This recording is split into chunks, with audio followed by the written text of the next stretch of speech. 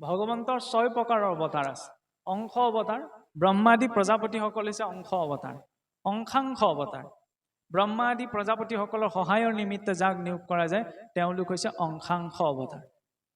কলা অৱতাৰ, মৎস্য কুৰ্ম বৰাহ নৃসিংহ হৈছে ভগৱন্তৰ কলা অৱতাৰ। আৱেশ অৱতাৰ, ভগৱান দত্তাত্ৰেয়, কপিল প্ৰভু, ঋষভদেৱ ভগৱন্তৰ আৱেশ অৱতাৰ। পূৰ্ণ অৱতাৰ, যেতিয়া ভগৱন্তৰ চতুৰ্বিহু ৰূপত আহে, নহয়নে? ভৰত, ৰাম, লক্ষ্মণ, শত্ৰুঘ্ন, তেতিয়া তেওঁক কোৱা হয় পূৰ্ণ অৱতাৰ আৰু পৰিপূৰ্ণতম অৱতাৰ। ভগৱান কৃষ্ণ পৰিপূৰ্ণতম অৱতাৰ। ইয়াৰ পাছত 10 লক্ষণ বৰ্ণনা। তৃতীয়ত আৰম্ভ হৈছে প্ৰথম সৰ্গ লক্ষণ, অৰ্থাৎ ঈশ্বৰৰ বৈকৃত সৃষ্টি। ঘৰটো বনাবলৈ যাতে মেটেৰিয়েলখিনিৰ বিষয়ে জানিব লাগিব ন, ভাল ৰদ ব্যৱহাৰ কৰিছে নে নাই কৰা, ভাল চিমেণ্ট ব্যৱহাৰ কৰিছে নে নাই কৰা। প্ৰথমতে কি আহিছে? সৃষ্টি বৰ্ণনা। এই জগতখন বনাবলৈ যাওঁতে কেনেধৰণৰ তত্ত্বৰ ক'ত কি কেনেধৰণৰ প্ৰয়োগ হৈছে। আৰম্ভণি আছে প্ৰলয়ৰ প্ৰসংগত। নিত্য প্ৰলয়, খণ্ড প্ৰলয়, মহাপ্ৰলয়। নিত্য প্ৰলয় যিটো সদায় চলি আছে, এই শৰীৰটো আয়ু ক্ষয় হৈ হৈ গৈ আছে, জগতখনৰ আয়ু ক্ষয় হৈ হৈ গৈ আছে, এইটো নিত্য প্ৰলয়, চকুৰে আমি দেখা নাই। এই আপোনাৰ মহাভাৰতৰ প্ৰসংগত যক্ষৰূপী ধৰ্মই মহাৰাজ যুধিষ্ঠিৰক অন্তিমটি প্ৰশ্ন এইটোৱে সুধিছিল যে মহাৰাজ সংসাৰ আটাইতকৈ আশ্চৰ্যকৰ কথা কি? তেতিয়া মহাৰাজ যুধিষ্ঠিৰে কৈছিল যে মানুহে দেখি আছে যে চকুৰ প্ৰচাৰতে মানুহৰ জন্ম হৈ আছে, চকুৰ প্ৰচাৰতে মানুহৰ মৃত্যু হৈ আছে, কিন্তু মাজৰ সময়তে মানুহে নিজকে অমৰ যেন অনুভৱ কৰে, হয়নে নহয়? সিদিনা জন্ম, সিদিনা মৃত্যু হ'ব, কিন্তু মাজৰ সময়ছোৱাই যেন আমাৰ জীৱনলৈ মৃত্যু নাহে, আমি অমৰ, এনেকুৱা এটা অনুভৱ হয়। এইটোৱে সমস্যা। মৃত্যুক দিনটোত বোলে 70 বাৰ মনত পেলাব লাগে, তেতিয়াহ'লে বেলেগকৈ সদাচাৰ নোহোৱাকৈ অন্ততঃ বহুত বেয়া কাম কৰাৰ পৰা মানুহ বাচি থাকে, হয়নে? মই মৰিম, এইটো কাম যদি কৰি থাকোঁতে, এইটো বেয়া কাম কৰোঁতে, এইটো বেয়া ভাবোঁতেই যদি মই মৰিবলৈ হয়, তেতিয়া তাৰ অনুপতিৰ গতি পাম, নহয়নে? সেইকাৰণে বোলে মৰাৰ কথা খুব পাতিব লাগে। আমাৰো ভয় কৰে মানুহে, মৰাৰ কথা পাতিব নাপায়, পাতিব লাগে যিমান পাৰি সিমান, যাতে অন্ততঃ ভয় কৰে, ভগৱানলৈ নহ'লেও অন্ততঃ মৃত্যুটোলৈ, হয়নে? সেইটো বহুত সতৰ্কতা আনে জীৱনলৈ। আৰু যাই হওক, এতিয়া খণ্ড প্ৰলয়, ব্ৰহ্মাদেৱৰ যেতিয়া বোলে আধা বছৰ হয় তেতিয়াহ'লে খণ্ড প্ৰলয় সৃষ্টি হয়, আৰু 100 বছৰ হ'লে মহাপ্ৰলয়। চিন্তাধাৰা চাওকচোন, মহাপুৰুষ ইমান টেঙৰ, মহাপুৰুষ শংকৰদেৱ, মানুহখিনিক জানে যে সহজে এনেই কিবা এটা দিলে মানুহখিনিয়ে গুৰুত্ব নিদিয়ে, সেইকাৰণে কি কৰিলে, এই মহাপ্ৰলয়ৰ সময়ত এই গোটেই 14খন ব্ৰহ্মাণ্ড যি আছে বোলে, গোটেই 14খন ব্ৰহ্মাণ্ড নষ্ট হৈ যায়। গতিকে এই 14খন ব্ৰহ্মাণ্ডত যিমানবিলাক সিদ্ধি ঋদ্ধি আছে সেইবিলাকৰ কথা গুৰুত্ব এটা নিদিলে, চিধাই বৈকুণ্ঠ পালে। বৈকুণ্ঠৰ কথা কিয় ক'লে? যোজনা এটাত সেইকাৰণে লিখিছে বোলে, বৈকুণ্ঠৰ পৰা আহোঁ একেলগে বাটত হেৰাল লগ, সত্যত এটা দাপৰত বিচাৰি কলিত পাইছোঁ লগ। আহোঁতে বোলে বৈকুণ্ঠৰ পৰা একেলগে আহিছিলোঁ, বাটত লগ হেৰাই থাকিল, কৰ্ম সংস্কাৰবিলাক বেলেগ বেলেগ হ'ল, সত্যত এটা দাপৰতো বিচাৰি নাপালোঁ, এতিয়া কলিত ঈশ্বৰৰ ভক্ত ৰূপত লগ পাইছোঁ। তাত এটা দৰ্শন আছে, এই শৰীৰটোত থকা প্ৰত্যেক জীৱ আদিতে গোলোক নিবাসী আছিল। গোলোক কোনখন? এই 7খলপীয়া আসনখনৰ ওপৰত যিটো আমহি ঘৰ দেখুওৱা যায়, সেই আমহি ঘৰটোৱে হৈছে গোলোক বৈকুণ্ঠ। বৈকুণ্ঠৰ 7টি খলপ আছে, হয়নে? 7টি স্তৰ। এইখন ব্ৰহ্মাণ্ড ক'ত আছে? আজি মহাকাশ বিজ্ঞানে ইমান গভীৰ চিন্তা কৰিব পৰা নাই। 14খন ব্ৰহ্মাণ্ডৰ বাহিৰৰ এখন ব্ৰহ্মাণ্ডৰ আৰ্হি। কি আমি ক'ত আছো? পৃথিৱীকে ধৰি আমাৰ 9টি গ্ৰহ, সৌৰজগত, এনেকুৱা হাজাৰ হাজাৰ সৌৰজগত লগ লাগি আমাৰ হাতীপতি নামৰ তাৰকা ৰাজ্যখন, এনেকুৱা হাজাৰ হাজাৰ তাৰকা ৰাজ্য লগ লাগি ভূলোকখন। ভূলোকৰ তলত অতল, বিতল, সুতল, তলাতল, ৰসাতল, মহাতল, পাতাল। ভূলোকৰ ঊৰ্ধ্বত ভূলোক, সুৰলোক, মহলোক, জনলোক, তপলোক, সত্যলোক। হাতে হাতে মিলি 14খন ভুৱন সজ্জিত হৈ আছে। মাল্টি ইউনিভাৰ্চৰ কনচেপ্ট এতিয়াহে আহিছে, ভাগৱতে 1000 বছৰ আগৰ পৰা কৈ আছে। তাৰ ওপৰত এটা মায়াৰ আৱৰণ আছে বোলে, সেই মায়াৰ আৱৰণটোৰ অধিষ্ঠাত্ৰী হৈছে দেৱী দুৰ্গা। দুৰ্গা নামটো সেইকাৰণে দুৰ্গৰ পৰা আহিছে, মহামায়া নহয় জানো? মায়া কিয় কোৱা হয়? কাৰণ এই গোটেই 14খন ভুৱন মায়াৰ অধীন হৈ আছে। মহাপুৰুষ মাধৱদেৱে যে লিখিছে যে ব্ৰহ্মা আদি কৰি জীৱ যত ৰাম ৰাম ৰাম ৰাম ৰাম, মায়া সজ্জা মাজে আচৰে ঘুমতি যে, মায়া সজ্জাত সকলো শুই আছে। এনেকুৱা অনন্ত কোটি হিৰণ্য গৰ্ভ বোলে মহাকাশত ব্যাপ্ত হৈ আছে, মহাশূন্যত। তাৰ ঊৰ্ধ্বত আছে বৈকুণ্ঠ। যেতিয়া খণ্ড প্ৰলয় হয়, ব্ৰহ্মাদেৱৰ আধা বছৰ বয়সত গোটেই ব্ৰহ্মলোকলৈকে, সত্যলোকৰ তললৈকে যিমানবিলাক লোক আছে সকলো বোলে জলত মগ্ন হৈ যায়, আৰু মহাপ্ৰলয়ৰ সময়ত ব্ৰহ্মলোকলৈকে সকলো নষ্ট হৈ যায়। সেইবাবে মহাপুৰুষে লিখিছে ব্ৰহ্মাসৰ পুৰন্দৰ জাকিৰি চাকৰ, ইয়াত সকলো বোলে চাকৰ। সত্যলোকত বহি থকা ব্ৰহ্মাৰ পৰা মনুষ্যলৈকে চাকৰি শব্দটোৰো সন্মানেহে কচুৰিকাডালেহে বচাই ৰাখে নহয় জানো চাকৰ শব্দটো বেয়া শব্দ নহয় চাকৰ শব্দটো কি সেৱক আমি সকলোতো সেৱা কৰ্মতে আছো ন হেব্য তত্ত্ব সংসাৰত মাত্ৰ এটাই আছে একমাত্ৰ ভগৱান বাকী সকলো সেৱক সেৱকজনৰ দায়িত্ব মালিকৰ নীতি নিৰ্দেশনা মতে চলাটো সেইকাৰণে দৰমহাটো দিয়া যায় হয়নে আমাকো যে উশাহ নিশাহৰ দৰমহাটো ঈশ্বৰে দি আছে তাৰ দায়িত্ব হৈছে কি ঈশ্বৰ সেৱাৰ সৈতে জড়িত হোৱা ঈশ্বৰৰ সেৱা মানে কেৱল চাকি গছ জ্বলোৱা ধূপ গছ জ্বলোৱাটো কথাই মই ক'ব বিচৰা নাই যাৰ জীৱনত যি দায়িত্ব আছে এই দায়িত্বখিনি যদি নিষ্ঠাৰে পালন হৈছে সেয়াও ঈশ্বৰৰ সেৱা ঈশ্বৰে দিলে কাৰণে কৰিবলৈ পালে ঈশ্বৰে নিদিয়াহেঁতেন কৰিব পালেহেঁতেন জানো নাই পোৱা ধৰ্ম তাতো আছে অৰ্জুনৰ বাবে যুদ্ধই ধৰ্ম আছিল সেইবাবে তেওঁ তেনেকেই গতি পালে যাৰ যি কৰ্ম এতিয়া এই কথা ক'বলৈ যাওঁতে চাওকচোন যেতিয়া মহাপ্ৰলয় হয় মহাপ্ৰলয়ৰ সময়ত বোলে অনন্ত দেৱৰ মুখৰ পৰা অগ্নি প্ৰকট হয় অগ্নিয়ে কি কৰে জলত প্ৰৱেশ কৰে জল আকৌ বায়ু আকাশত আকাশ প্ৰকৃতি আকৌ পুনৰ নাৰায়ণ খেৰৰ দম এটা জ্বলাই দিলে কি হয় সৰু হৈ নাযায় জানো মানুহৰ অন্তিম সংস্কাৰ সেইকাৰণে অগ্নিতেই হয় আৰু সেই জ্বলি যোৱা ছাইখিনিৰ ওপৰত যদি পানী ঢালি দিওঁ আৰু সংকোচন হৈ আহিব নাই সেইকাৰণে ক'ত অগ্নি প্ৰৱেশ কৰে জলত জল বাষ্পীভূত হৈ বায়ুলৈ যায় বায়ু যায় আকাশলৈ আকাশ মানে ওপৰত দেখি থকাখন নহয় আকাশ মানে হৈছে শূন্য অৱস্থা ভগৱান ক'ত আছে ওপৰত নাই এইখন আকাশত নাই এইটো ভুল দিশ ভগৱান পূব দিশত আছে সেইবাবে আমি এইটো সাধাৰণ স্তৰতহে কওঁ যে পূব দিশত সূৰ্য উদয় হয় কাৰণে আমি ভগৱানৰ উপাসনা কৰোঁ হয় লগতে আৰু এটা দৰ্শন আছে যে মহাকাশত পূব দিশটো হৈছে ঊৰ্ধ্ব দিশ কেনেকৈ পৃথিৱীৰ চাৰিওকাষে সূৰ্যৰ চাৰিওকাষে পৃথিৱীখন ঘূৰি থাকে বুলি আমি জানো পৃথিৱীৰ উত্তৰ মেৰুতো মানুহ নাই দক্ষিণ মেৰুতো মানুহ নাই মানুহ এই ছাইডখিনিতহে আছে এই মানুহখিনি যেতিয়া ওপৰ বুলি দেখুৱাইছে এইটো কি হ'ল সূৰ্যৰ দিশটোহে আকাশখন এইটো ওপৰ দিশ নহয় ন ঊৰ্ধ্ব দিশটো কি পূব দিশটো সেইবাবে আমি পূব দিশত উপাসনা কৰোঁ নহয়নে ভগৱন্ত ক'ত আছে ঊৰ্ধ্বত আছে আৰু এই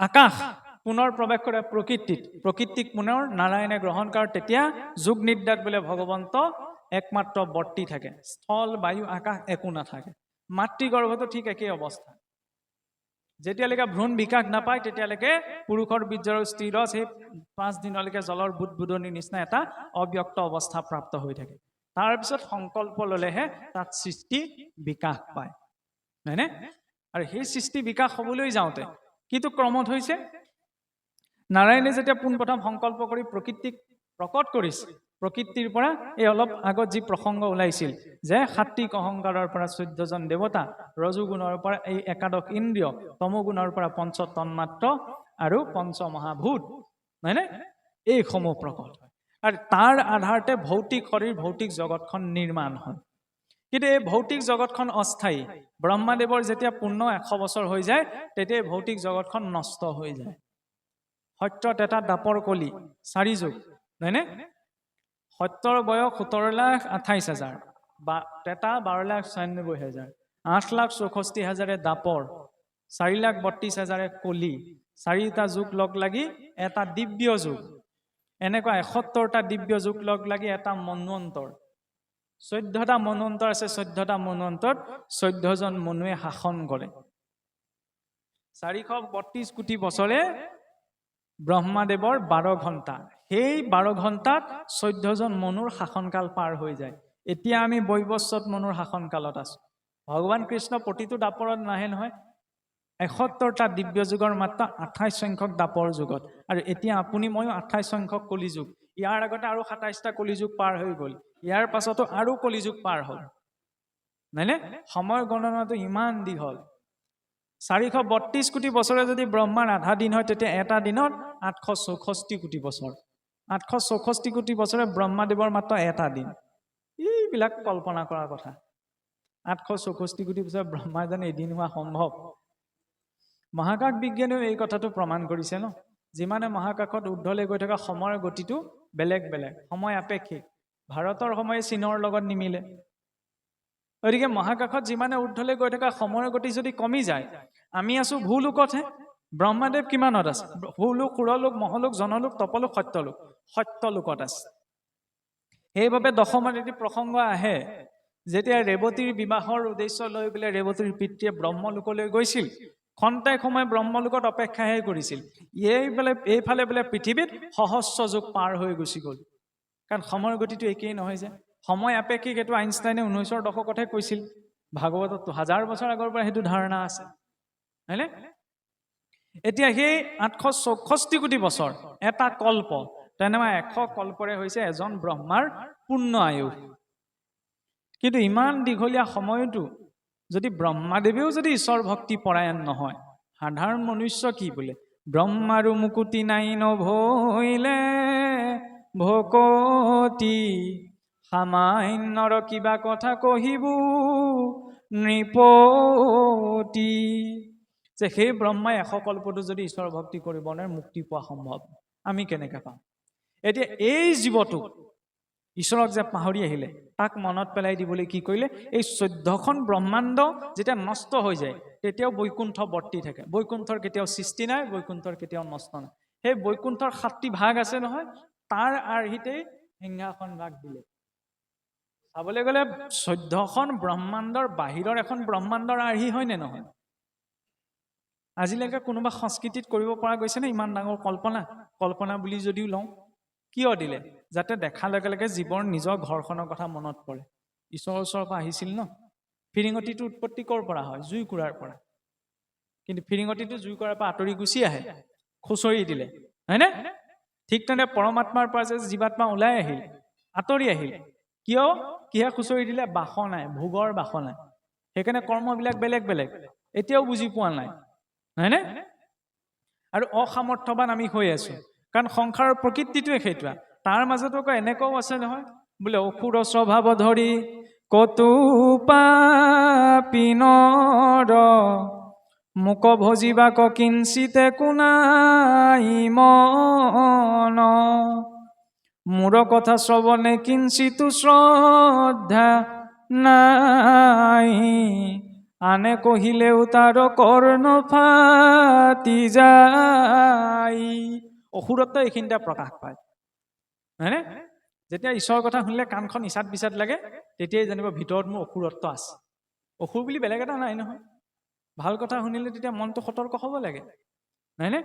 সেইবাবে অন্তৰ শুদ্ধিৰ বাবেতো শাস্ত্ৰক দিয়া হৈছিল। অন্তৰত পবিত্ৰতা প্ৰকৃততে কি আছে সেইটো চাবলৈ হ'লে আটাইতকৈ উত্তম সময় কোনখিনি? ঘৰত যেতিয়া অকণমান নীৰৱে থকা যায়, সেইখিনি সময়ত মনলৈ কেনেকুৱা চিন্তা আহে, তেতিয়াই ভিতৰত কি প্ৰকৃতি আছে আচলটো ওলাই আহে। যদি অকলে বহুতে মনলৈ বেয়া চিন্তা আহিছে, তেতিয়াহ'লে জানিব লাগে ভিতৰত অকণ মেৰামতি কৰাৰ প্ৰয়োজনীয়তা আছে। যদি ভাল চিন্তা আহিছে, ঠিকেই, গাড়ীখন ঠিকে ঠিকেই গৈ আছে। যদি সঠিক গাড়ীখনত উঠা যায়, তেতিয়াহ'লে লক্ষ্যটো নাজানিলেও আপুনি মই সঠিক জেগাতেই নামিমগৈ, হয়নে? কিন্তু সঠিক ঠিকনাটো জনাৰ পাছতো সঠিক গাড়ীখনত যদি উঠা নাযায়, তেতিয়াহ'লে ভুল জেগাতহে নামিবলৈ পাম। সেইকাৰণে গাড়ীখনত, সঠিক গাড়ীখনত উঠিবলৈ, সঠিক গাড়ীখন কি? ভক্তি। ৰাস্তা একেটাই, ঢেৰ খলা বমা আছে। অভক্তজন গ'লে দুখ অকণমান পালে তাতে গুৰ মাৰিব, উভত মাত দুটামান মাতিব। ভক্তজন গ'লে আপোনাৰ উজিতিটো খাই পেলাই কৃষ্ণ বুলিহে ক'ব। পাৰ্থক্য সেইখিনিতেই। ৰিক্সাখনত গ'লে বেছিকৈ থেকেচা খাওঁ, আৰামী গাড়ী এখনত গ'লে থেকেচা কেইটা নাখাওঁ নহয়। ভক্তি হৈছে সেই আৰামী গাড়ীখন, জীৱনত পোৱা থেকেচাবিলাক ক্ষেত্ৰত ব্যক্তিজনক সহনশীল কৰি তোলে, হয়নে? এতিয়া এই প্ৰসংগত যেতিয়া চাওকচোন 14খন ব্ৰহ্মাণ্ডৰ বাহিৰৰ এই সিংহাসনৰ পদভাগ আমাক দিলেহি, তেতিয়া তাক দৰ্শন কৰি প্ৰত্যেক জীৱই পুৱা গধূলা অন্ততঃ এইটো চিন্তা কৰিব লাগে যে শৰীৰটোত থকা সময়ছোৱাখনটো থাকিবই লাগিব। অন্তিম সময়ত যাতে সেই শৰীৰক চিন্তা কৰি আমি অন্ততঃ নিজৰ জীৱনটো ধন্য কৰিব পাৰোঁ। কাৰণ ঈশ্বৰে আমাক বহুত দিছে। আটাইতকৈ ডাঙৰ উপহাৰ হৈছে এই শৰীৰটো। ফুটা নামেতো নৈ পাৰ হ'ব নোৱাৰি। শেষত বৰ বেছি দীঘলীয়া নকৰোঁ, সময়ো কৈছেগৈ। সৰু কথা প্ৰসংগ এটাই মই সামৰণি মাৰিম। এজন কি হৈছিল, এজন বহুত ঈশ্বৰৰ বিশ্বাসী, এইবিলাক আচলতে কথা বুজাবলৈ কোৱা কিছুমান কাহিনীহে। ঈশ্বৰত এজন বহুত বিশ্বাসী ভক্ত আছিল। 24 ঘণ্টা অকল ঈশ্বৰৰ গুণনাম শ্ৰৱণ কীৰ্তন কৰিয়ে পাৰ কৰে। কিন্তু কি হ'ল, কিবা দৈৱ পাকত পঢ়ি শৰীৰত বহুত দুৰাৰোগ্য বেমাৰ এটাই দেখা দিলে। তাৰ পাছত মানুহে আৰু পটককৈ নিগেটিভকৈহে ভাবে। মানুহে ক'বলৈ ধৰিলে, হেই আইছা ভকতি কৰি কি হ'ল? গোটেই 24 ঘণ্টা ঈশ্বৰৰ নামেই লৈ থাকে, ঈশ্বৰৰ নাম লোৱাজনেও সেইটো বেমাৰ হোৱা নাই, ঈশ্বৰৰ নাম নোলোৱাজনক এইটোক এই দুৰাৰোগ্য বেমাৰটোৱে পালে। তাৰপিছত ধৰি লওক তেওঁ অপাৰেশ্যন কৰিব লগা হ'ল। অপাৰেশ্যন কৰাৰ পাছত তেওঁ সামৰ্থ্যতাও আছিল, টকা পইচাও আছিল, এনেই নহয় যে টকা পইচা নথকা মানুহ। অপাৰেশ্যন কৰালে প্ৰায় 3 দিনৰ ভিতৰত এটা তেওঁ জটিল অপাৰেশ্যন হ'ল। অপাৰেশ্যন হোৱাৰ পিছত ঈশ্বৰৰ কৃপাত অপাৰেশ্যনটো হৈ গ'ল ভালে কুশলে, নহয়নে? ৰিলিজ দিয়াৰ সময়ত আৰু ধৰি লওক ডক্টৰে বিলখন লৈ আহিছে, আৰু বিলখন লৈ অহাৰ পিছত দেখিছে, বিলখন চোৱাৰ পাছত বিলখন যেতিয়া দেখিছে, তাত যিটো পঢ়ি চোৱাৰ পাছত সংখ্যাটো দেখিলে ন, সংখ্যাটো দেখাৰ পাছতে মানে তেওঁ খুব কান্দিছে। এদিন হস্পিটেলৰ ডাক্তৰজনক দেখুৱাবলৈ বুলি কেইটকা খৰচ, ইমান জটিল অপাৰেশ্যন এটা কৰিছে, সংখ্যাটো কোৱা নাই আৰু 3 দিন থাকিলে ICUত ভৰ্তি হৈ কিমান খৰচ হ'ব। আমাৰ ডাক্তৰজনেও ভাবিছে চাগে বেচেৰা অপাৰেশ্যন কৰিলে ইমান টকা পইচা নাই চাগে, সেইকাৰণে আপোনাৰ ধৰি লওক বিলখন দেখি মনত দুখ কৰিছে। তেতিয়া কৈছে বোলে দেউতাকৰ পৰীক্ষাৰ কাৰণে কৈছে বোলে, দেউতা আপুনি চিন্তা নকৰিব, আপুনি এতিয়া সম্পূৰ্ণ আৰোগ্য হৈ গ'ল, মই অলপ বিলখন আপোনাক কমকৈ বনাই দিম, আপুনি চিন্তা নকৰিব, কিন্তু খৰচ দৰৱ পাতি ইত্যাদি খৰচ পাতিটো দিবই লাগিব। গতিকে তেতিয়া ডক্তৰজনলৈ চাই কৈছে, বোপাই মই বিলখন চাই পেলাই কনা নাই, বিলখনত থকা যিটো সংখ্যা লিখা আছে ইয়াতকৈ মই বেছিহে দিব পাৰিম। ঈশ্বৰে ইমানখিনি মোক যোগাৰ কৰি দিছে, কিন্তু মই কান্দিছোঁ এই কাৰণে, মই আজি 3 দিন হস্পিটেলত থাকিলোঁ, তোমাৰ লগত যিমানবিলাক সহকৰ্মী আছে 4-5 জন মোক চোৱা চিতা কৰিলে, চোৱা চিতা কৰাৰ বাবদ মই মাত্ৰ তোমাক 3,00,000 টকা দিব লগা হৈছে। মই এইটো কথা ভাবিহে বেয়া লাগিছে যে জন্মৰ পৰা সেই প্ৰসৱ বেদনা সহি গৰ্ভক্লেশ ভুঞ্জি জন্ম হোৱাৰ পাছতো আজিলৈকে মই এই শৰীৰটোত সোমাই আছো, এই শৰীৰটোত মই আৰামছে ভোগ কৰি থাকিবলৈ পাইছো, কিন্তু ঈশ্বৰে তাৰ বাবদ মোৰ পৰা ফুটা কৰি এটাও লোৱা নাই। 3 দিন থাকিলে কাৰণে মোৰ 3,00,000 টকা গ'ল, জন্মৰ আগমুহূৰ্তৰ পৰা এতিয়ালৈকে ঈশ্বৰে মোক ৰাখি আছে, এটকাওতো লোৱা নাই। গতিকে তেওঁ মোক কিমান ভাল পায় ভাবেৰে চাব লাগে, হয়নে নহয়? ঈশ্বৰৰ আটাইতকৈ ডাঙৰ উপহাৰ হৈছে এই শৰীৰটো, এইটো গুচি গ'লে একোৱে আমাক তৰাব নোৱাৰে। গতিকে সেই চিন্তাধাৰাখিনিৰ বাবে আচলতে ভক্তি দিয়া হৈছিল, যাতে ঈশ্বৰৰ ওচৰত আমি কৃতজ্ঞ হওঁ। আৰু সেই কৃতজ্ঞতাৰ ধাৰাটো মহাপুৰুষে কি কৰিছিল, প্ৰতিটো বস্তুৰ সৈতে জড়িত কৰিছিল। কাৰণ আজিৰ পৰা 500 বছৰ আগতে প্ৰায় আমাৰ অসমৰ মানুহ প্ৰায় কৃষি প্ৰধান আছিল, নহয়নে? খেতিয়কজনে ৰাতিপুৱা ধৈৰ্য নাথাকে, গা পা ধুই গোঁসাই ঘৰলৈ সোমাই তাৰপৰা পথাৰলৈ যাব, তেতিয়া তেওঁ ভক্তিক ত্যাগ কৰিব নি বা ভক্তিক এৰাই চলিব নি? নহয়, সৰ্ব অৱস্থাতে ভক্তি কৰা সাৱধানে, সমস্ত শাস্ত্ৰৰ তাৎপৰ্যহি মানে বোলে সকলো অৱস্থাতে ভক্তি কৰিবলৈ। খেতিয়কজনে কেনেকৈ কৰিব? সেইকাৰণে পথাৰত গুচটো লওঁতে আইসকলে কি বুলি লয় বাৰু? গুৰুক দিম, ভকতক দিম, ইতৰ প্ৰাণীসকলকো দিম, বাকী যি থাকে গৃহস্থৰ ঘৰলৈ দিম, কয়নে নকয়? নিজৰ পেটটোৰ কাৰণেতো খেতিটো কৰা নাই, তাতো ভক্তি সোমোৱাই দিলে। অৰ্থাৎ আমাৰ ভক্তি নামঘৰত আৰম্ভই নহয়, নামঘৰ আমাৰ উপাসনাৰ স্থলী, আমাৰ ভক্তি সেই পথাৰৰ পৰা আৰম্ভ হৈছে, হয়নে নহয়? পথাৰত প্ৰথম গুচটো লোৱাৰ পৰা, তাৰ পৰা আহি চাউল আহিলে চাউল চৰুত দিয়ালৈকে, বাহিৰৰ মন্দিৰবিলাকত আপোনাৰ ভাত বনাই পেলাই ভোগ বনাই অৰ্পণ কৰে।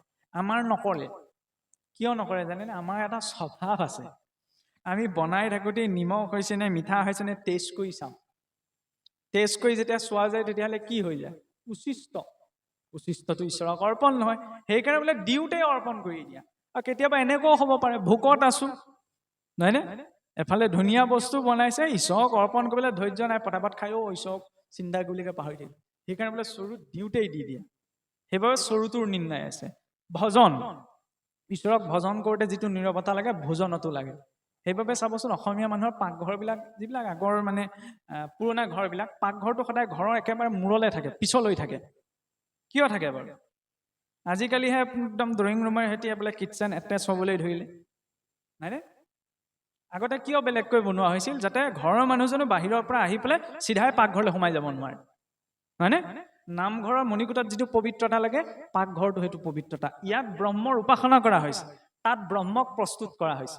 অন্নং ব্ৰহ্ম এনেই নাই কোৱা নহয়, অন্নৰ এইটো প্ৰকৃতি যি ভাৱেৰে তাক প্ৰস্তুত কৰা যাব সেই ভাৱখিনি গ্ৰহণ কৰিব হয়নে সেইবাবে চৰুটোৰো নিৰ্ণয় আছে যাতে চৰুটো ঠেকেচ মাৰি থব নোৱাৰে কেতিয়াবা ঠেকেচ মাৰি থৈ দিব পাৰোঁ খং উঠিলে হয়নে কিন্তু সেইটোকো ধৰ্মৰ চৰু বুলি ভাৱনা কৰাৰ লগে লগে চৰুটোৰ প্ৰতি কেনেকুৱা এটা ভাৱ গুচি আহিব তিনিটি আজিকালি উধান নাইকিয়া হ'ল বাৰু গেছ আহিলে হ'লেওতো নিৰ্ণয় আছে খৰিৰ নিৰ্ণয় আছিল জুইকুৰাৰ নিৰ্ণয় আছিল পানীকণ কি বুলি দিব তাৰ নিৰ্ণয় আছে তাৰ ফলত কি হৈছে যিটো উপাসনা তাত হৈ আছে একেটা উপাসনাই তাত হৈ আছে কাৰণ